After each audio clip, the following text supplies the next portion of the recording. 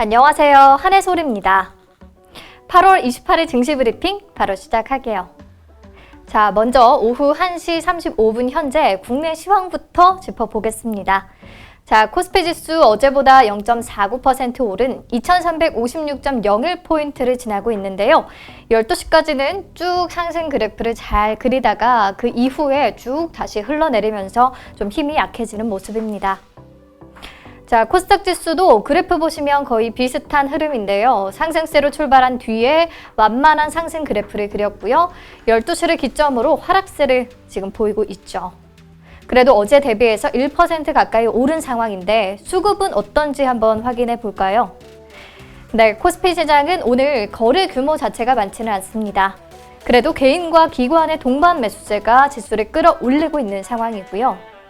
코스닥 시장은 반대로 개인은 팔자세를 그리고 외국인과 기관이 동반 사자세를 보이는 모습입니다. 네, 여기까지 시장 상황 간단히 살펴봤고요. 오늘의 특징주 같이 만나보도록 하겠습니다. 첫 번째 종목은 코오롱 글로벌입니다. 어제에 이어서 오늘까지 초강세를 보이면서 본주와 우선주가 모두 상한가에 진입한 상태인데요. 자회사 코오롱 모듈러스를 통해서 국립중앙의료원에 대규모 모듈형 음압 병동 설립을 시작한 것으로 확인됐다는 소식에 강세입니다. 코로나19 확산세가 장기화 국면에 접어들었고 또 진단키트에 이어서 음압 병실 수요가 급증하는 상황이라서 음압 병실 사업이 코오롱 글로벌의 새로운 미래 먹거리 사업으로 발전할 수 있다는 기대가 나옵니다.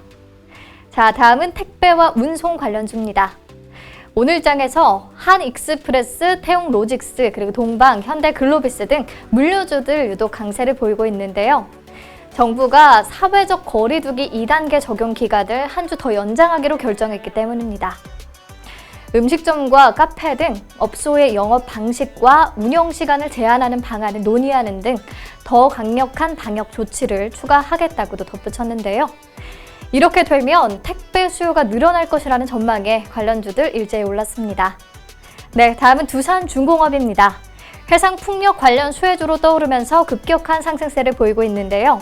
52주 최고가를 돌파한 데 이어서 최근 5일 거래량 최고치도 경신했습니다. 해상 풍력 사업 부문이 정부의 그린 뉴딜 수혜주인 데에 더해서 두산그룹의 채권단과 약속한 3조 원 규모의 자구안이 또 순조롭게 진행 중인 점도 긍정적인 영향을 주고 있는 것으로 보입니다. 네, 다음은 하나솔루션. 하나솔루션도 52주 신고가를 경신했는데요. 하나솔루션의 태양광 사업 부문을 이끄는 하나큐셀이 포르투갈에서 최초로 에너지 저장 장치가 결합된 대규모 태양광 발전 사업을 수주했다는 소식이 긍정적인 영향을 미친 것으로 풀이됩니다. 네, 다음 종목은 이수 앱지스인데요. 다음 달 열리는 유럽 종양학회에서 임상 1상 파트 2 중간 결과 발표를 앞두고 있거든요. 지난 파트 1 결과에서도 경쟁사 대비해서 우수한 결과가 나오면서 이번 결과 발표에 대한 기대감이 더 높아지고 있다는 평가입니다. 네, 다음은 인크로스입니다. 디지털 광고 미디어랩 사업과 국내 최초로 동영상 광고 네트워크 플랫폼인 다윈 사업을 주력으로 하는 기업인데요. 3분기 호실적에 또 신규 사업인 티딜의 성장 기대감까지 더해지며 주목받는 모습입니다. 티딜은 빅데이터 기반의 문자 마케팅 서비스로 SK텔레콤 고객 데이터에 기반해 타깃팅한 광고 상품을 송출하고 있습니다. 네, 마지막 5G 관련주들인데요. 오늘 솔리드와 Y솔 그리고 RFHIC, 코이버 등 5G 관련 테마가 상승세를 기록 중이죠. 미국 3.5GHz 대역 주파수 경매 종료에 따른 결과가 며칠 내에 공식 발표될 예정인데요. 버라이즌이 40MHz를 확보했을 것으로 추정이 되고 또 AT&T도 확보했을 것으로 예상되고 있습니다. 버라이즌과 AT&T가 10월 중에 5G 투자에 나설 것이라고 언급한 바 있고요. 또 빠르면 9월 말에 벤더 선정을 공식화할 것으로 보이는데요. 삼성과 에릭슨, 노키아의 선정 가능성이 높아서 관련 국내 납품 업체들의 큰 수혜가 기대되고 있습니다. 네, 오늘 특징주 여기까지 살펴보고요. 빨리 키워드를 만나볼게요. 자, 카카오게임즈, 따사는 따놓은 당상? 요즘 이보다 핫한 종목 또 있을까요? 카카오게임즈가 단달 1, 2일 공모주 청약을 앞두고 엄청난 관심을 끌고 있는데요. 아무래도 제2의 SK바이오팜이 될 것이라는 기대가 크게 작용하고 있기 때문인 것 같습니다. 특히 희망 공모밴드를 2만 원에서 2만 4천 원으로 제시했는데 현재 장외에서 거래되는 가격이 6만 원대이다 보니까 좀 상대적으로 공모 가격이 저렴하다는 인식이 깔리면서 더 열기가 뜨거워졌고요. 26일부터 어제까지 진행된 수요 예측 결과를 보니까 그 열기 그대로 아주 대박이 났습니다.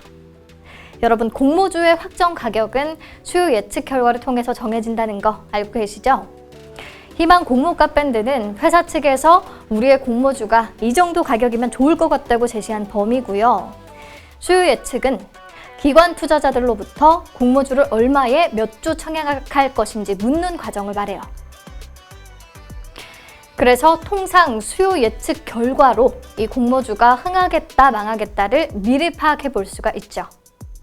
그런데 완전히 흥행에 성공한 것 같습니다. SK바이오팜의 수요 예측 경쟁률이 836대 1 정도를 기록했는데 카카오게임즈는 이보다 높은 1000대 1을 넘어선 것으로 보인다고 하네요. 회사 측은 공시 전까지 최종 경쟁률을 밝힐 수 없다는 입장인데 업계에 따르면 예상이 그렇습니다. 일부 기관 투자자들이 한 주라도 더 배정받기 위해서 주관사의 방법을 문의했다는 후문이 들릴 정도입니다. 자, 1000대 1을 넘어서면 공모액이 3천억 원 이상인 상장사 기준으로 SK바이오팜을 제치고 수요 예측 경쟁률 1위에 오를 가능성이 높습니다. 정말 엄청나네요. 이렇게 되면 카카오게임즈의 공모 가격은 희망밴드 최상단인 2만 4천 원에 결정될 확률이 높겠죠. 이 경우에 시총은 1조 7,569억 원이 되고요. 26일 기준으로 코스닥 시총 20위에 해당하는 규모입니다. 자, 이렇게까지 인기가 대단한 이유는 첫째, 물량을 배정받기만 하면 30%대의 수익률은 따라온 당상이라고 생각하기 때문인데요. 최근에 증권사들이 카카오게임즈의 적정 주가로 제시한 가격대가 32,000원에서 33,000원 정도거든요. 공모가가 24,000원으로 확정된다고 하면 대비해서 30% 이상의 주가 상승 여력이 있다는 분석입니다. 자, 둘째, 이미 안정적인 실적 추이를 보이고 있다는 사실입니다. 2017년 2,013억 원의 매출액을 달성한 이후로 이미 4천억 원대가 넘는 매출을 기록하고 있고요. 올해 상반기에는 매출 2,030억 원, 그리고 영업이익 287억 원을 기록했는데 코로나19가 없던 작년 동기 대비해서 각각 8.2% 그리고 63.7% 실적이 늘었습니다. 자, 특히 코로나19로 일부 기업들은 IPO 일정을 연기하고 있는데 카카오게임즈는 오히려 수혜주로 평가된다는 부분도 매력입니다. 셋째, SK바이오팜 학습 효과인데요. SK바이오팜 청약에 참여했던 투자자들이 큰 수익을 거두면서 또 다른 IPO 대어로 꼽히는 카카오게임즈에 기관들이 대거 몰렸다는 분석입니다. SK바이오팜 수요 예측에 참여하지 않았던 기관 투자자들도 카카오게임즈 청약에는 대거 참여한 것으로 알려지고 있습니다. 자, 그런데 여기서 조심해야 할 부분이 하나 있는데요. SK바이오팜은 유가증권시장 상장이었다면 카카오게임즈는 코스닥 상장이잖아요. 코스닥 IPO의 경우에 전체 공모 물량의 30%를 코스닥 벤처펀드에 의무적으로 배정해야 하거든요.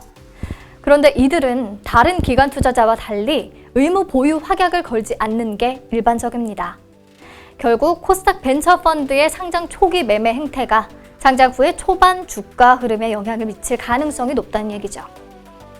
의무 보호 확약을 걸지 않은 공모주 투자자의 경우 상장 첫날에 매매에 나서는 경우가 많아서요. 첫날 매물로 쏟아질 가능성이 있다는 부분 알고 계셔야겠습니다.